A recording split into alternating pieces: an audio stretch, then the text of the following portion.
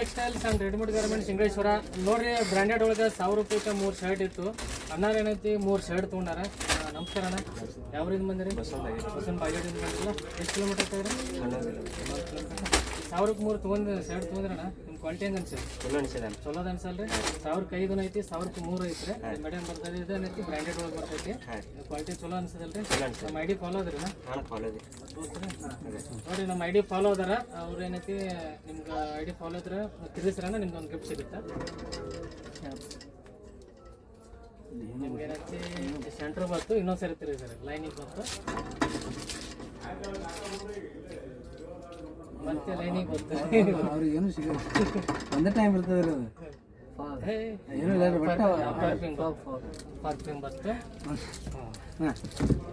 ಈಗ ಬ್ಲ್ಯಾಕ್ ಒಂದು perfume circle